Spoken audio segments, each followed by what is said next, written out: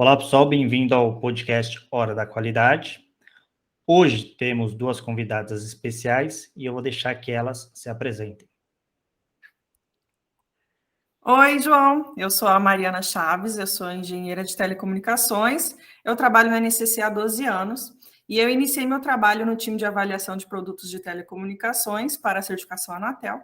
E nos últimos 5 anos eu vim parar no time do Inmetro e hoje eu sou gerente de processos na área de eletroeletrônicos e bens de consumo. E eu sou a Bianca, sou formada em administração de empresa, trabalho na área comercial desde 2010, né? Inicialmente na área de produtos, como utensílios de casa, panelas, até cafeteiras elétricas, né? E hoje eu estou aqui na NCC há 7 anos.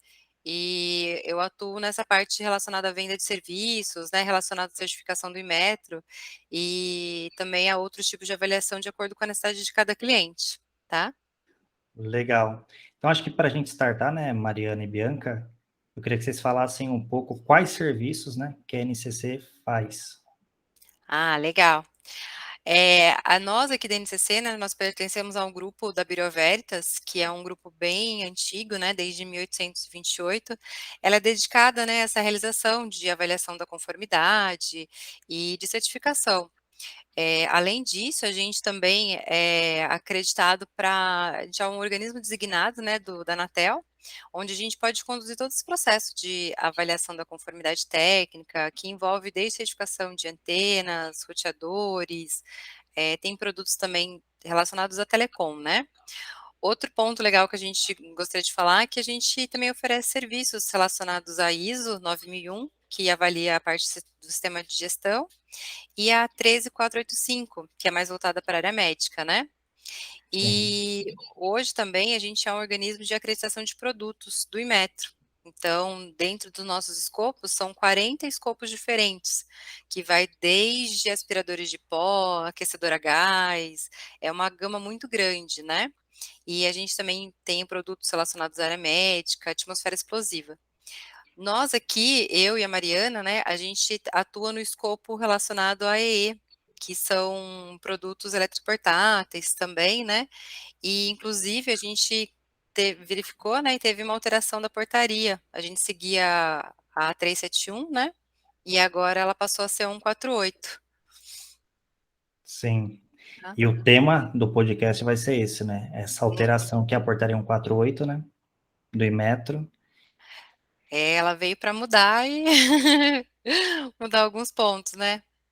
Isso. E- Os principais pontos, João, é que antes a portaria 371, ela não seguia, né, os requisitos gerais de certificação de produtos, que é a RGCP, né, que é a portaria 200, e agora a portaria 148 já traz tem que ser seguido pela RGCP. Então, o que afeta isso? Afeta o principal que a gente vê, além de alguns documentos que vão ser alterados, por exemplo, antes a gente não solicitava memorial descritivo, aí agora a gente vai ter que adequar, que vai ter que ser solicitado o memorial descritivo, a gente só lidava com a lista de componentes, e agora nós vamos ter que pedir algumas coisinhas a mais. E também tem a questão da tratativa de reclamações, que antes a avaliação era documental, né, que a portaria 371 permitia, e agora com a portaria 148 é obrigatório a auditoria da tratativa de reclamações, que é o famoso SAC. Sim. E convém falar também que com a portaria nova foi proibido, não é que foi proibido, é que não menciona mais a permissão do uso de relatórios emitidos até 2 anos de laboratórios internacionais, membros do ILAC. A portaria 371 permitia esse uso e que com essa 148 não menciona mais, então a gente não vai mais poder usar esses relatórios já emitidos. Legal. E vocês, né, que estão dentro do organismo de certificação, qual a mudança para vocês significativa em pontos positivos e se vocês encontraram pontos negativos nessa nova atualização? Tá. Então, nos aspectos positivos, eu vejo que é muito importante essa atualização para as normas de referências, elas estavam obsoletas, né? E também teve uma unificação de várias portarias que foram lançadas ao longo do ano, porque a 371 foi lançada em 2009 E aí o Inmetro ele foi lançando várias outras portarias para adicionar informações, para esclarecer, retificar uma outra. Então, agora nós temos a 148, que ela é consolidada, unificada, então a gente só tem uma portaria de referência para fazer a certificação. Mas já no aspecto negativo, eu vejo esse bloqueio, né, de utilizar um relatório já emitido dentro de 2 anos, acaba que o fabricante, o importador, ele vai ser penalizado, porque ele vai ter que gastar com um novo ensaio, né, para comprovar, né, para poder usar na certificação, né, para trazer produto no Brasil. Legal, legal. E para quem quer certificar eletrodomésticos, quais são as portarias e qual é a norma correspondente? Tá. Então, a portaria ela indica para realizar os ensaios nos produtos na norma geral, que é IEC 63351, né? E como a gama é gigante, né, na área de eletrodomésticos, então tem as particulares, que é a IEC 63352, que vai depender do tipo de produto, né, que vai fazer a certificação. Então, por exemplo, se a gente quer certificar um aspirador de pó, então a gente solicita ensaios na norma geral, que é 63351, mais a particular, que é IEC 6335222. Já, por exemplo, uma chapinha de cabelo é a 6335223. Então, isso vai depender, tá? E, além disso tudo, que convém falar também que houve a mudança na versão de norma, tá? A nova portaria, ela exige que os produtos sejam certificados pela versão de 2016 da geral. E a particular, ela vai ter que conversar com essa versão de 2016, tá? Então, assim, certificados que já foram emitidos antes de 2 de maio, né, de 2022, que vai entrar em vigor, eles vão ter que adequar aí dentro de 2 anos. Então, ou seja, os certificados têm que ser adequados até 2024 para que atenda a norma geral na versão 2016 e as suas particulares. E a NCC, ela tem uma equipe que cada um faz determinado produto ou como que funciona isso aí dentro? Então, assim, a gente separa assim, temos o time comercial, né, que a Bianca representa, e depois que dá a entrada no processo, né, da NCC, nós temos os administradores, que eles controlam a entrada de documento, cobrança com o cliente, né, de agendamento de auditoria, relatório e tudo mais, e nós temos uma equipe técnica que faz a avaliação dos produtos, tá? Então, assim, a gente não separa especialistas, mas, assim, dependendo do tipo de produto, que ele é um pouco mais complexo que o outro, a gente destina para aquela pessoa, né? Ou vamos priorizar para o cliente que está com urgência, está com alguma carga parada, enfim, alguma coisa nesse ponto. Mas a nossa equipe inteira é capaz de atender a área de eletrodomésticos, tá? Que legal. E agora, dentro do organismo, eu queria que vocês falassem como funciona o processo de certificação dentro do organismo de vocês. Aqui, inicialmente, né, como a Mariana falou, a gente é dividido nas equipes, então o cliente ele faz esse primeiro contato comigo, que a gente vai verificar qual que é o tipo de produto, né, para verificar o enquadramento mesmo da família, da portaria específica que ele está buscando.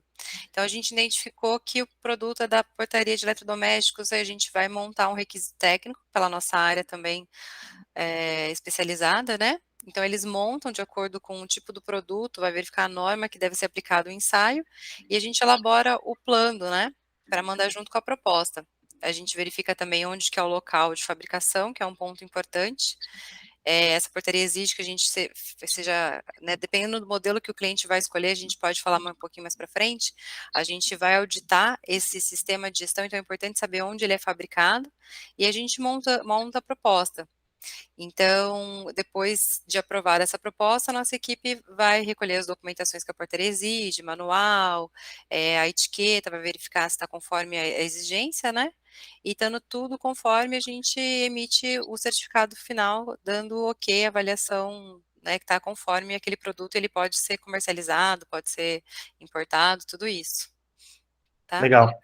E Mariana e Bianca, qual o tempo que leva entre a contratação, né, do cliente até a saída lá do registro de objeto? Em média, né? Eu sei que dependendo do tamanho da indústria, às vezes é importado ou não, tem uma diferença, mas qual o tempo médio?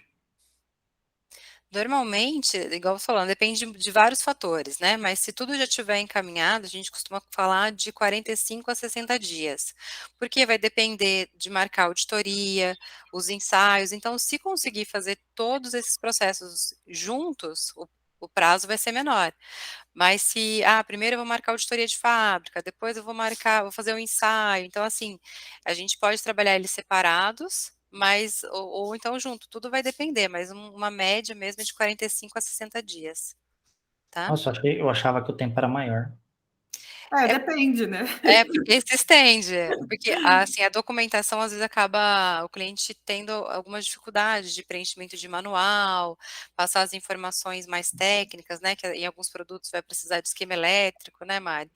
Tem Isso. algumas, né, tem algumas informações técnicas que às vezes, se for um importador e ele não é o dono do projeto, vamos dizer assim, né, ele vai depender do fabricante, então essa relação, né, ela tem que estar muito boa para que o projeto consiga ser em menos tempo, tá? Mas a gente tem casos que demoram mesmo. Ah, legal. E na portaria, acho que 148, eles falam em 2 modelos de certificação, né? Isso, é o modelo 1B, né, e o modelo 5, que a gente costuma trabalhar. Legal. E para vocês, assim, tem um modelo que vocês mais entregam ou os 2 são geralmente pedidos pelos clientes? Na verdade, existem esses 2 modelos da portaria, né, Fernando, e então a gente tem o modelo de lote, que na portaria chama como 1B, que o que esse modelo de certificação ele exige? Que seja feita os ensaios com uma quantidade que representa, né, o lote, e a gente também faz auditoria de saque para verificar a conformidade. Então, esses modelos que vão para ensaio, essa quantidade de produtos que vão para ensaio, eles precisam estar conformes, tá? Então, a gente faz essa avaliação. Não tem muitos casos que acontece, porque esse tipo de certificação ele exige que tenha 100% de conformidade. Então, essas amostras elas precisam estar conformes. Caso elas não estejam conformes, é obrigatório descartar esse lote ou voltar para sua origem, tá? Então, é um modelo de certificação que ele é bem complexo. Tá? Então, os clientes acabam optando pelo segundo modelo, que é o modelo 5, que apesar de ter a avaliação lá do fornecedor, que pode demorar um tempo um pouco mais, assim, ele é mais flexível, se a amostra tiver alguma, né, não conformidade, você consiga tratar essa não conformidade. Então, às vezes, é um produto que ele é importado e não tem as marcações, né, então isso pode dar algum problema e ser um prejuízo maior para o importador, né, ou então para o fabricante que produziu aquela quantidade de produtos e tem alguma coisa que precisa corrigir, ele vai ter que ser descartado. Então, a maioria, né, 99% sempre opta pelo modelo 5, tá? Uma outra coisa legal de falar, importante, que assim, a quantidade de modelos que vão para ensaio de lote, dependendo do número de lote, é muito grande. Então, o valor de ensaio, ele é muito alto, então acaba que não compensa tanto. Tá? E aí, toda vez que o cliente quiser fazer, né, vender, ele vai ter que fazer um novo lote, um novo ensaio. Então, com o modelo 5, ele consegue ter essa frequência de produzir vários lotes no ano, né, mantendo as suas manutenções em dia também. Caramba, interessante, eu não sabia disso. É, porque o lote é muito arriscado, né? Se tiver alguma não conformidade, e aí você descarta o lote inteiro, pode prejudicar muito, né? Em custo. Então, o outro modelo acaba sendo mais interessante. E o custo é tudo pelo fornecedor, né? Pelo cliente, né? Uhum. Porque imagina, ele ensaia, aí tem algo que ele poderia corrigir, que poderia ser simples, mas aí ele acaba descartando, né? É pior, assim, né? E a Nossa, quantidade tem uma quantidade muito grande, tem uma tabela que a gente utiliza, dependendo, teve algum caso que a gente teve que ele tinha que sair a 18 amostras, né? Então, cada ensaio é uns 3 a R$ 3.500, imagina, 18 vezes tudo isso, ia ficar muito caro, né? Em termos de custo, acaba ficando muito caro. E aí, se tiver não conforme, o produto é descartado, é uma pena, né? legal. E quanto tempo que demora o certificado de conformidade? Ele tem validade de quantos anos? Então, antes, a portaria 371, ela não trazia um, né, estipulado, né, a validade do certificado. A NCC estipulava 3 anos, tá? E aí, então, todo ano tem a manutenção para ser realizada, e aí no terceiro ano realizava a recertificação. Com a portaria nova 148, foi estipulado 6 anos de certificação.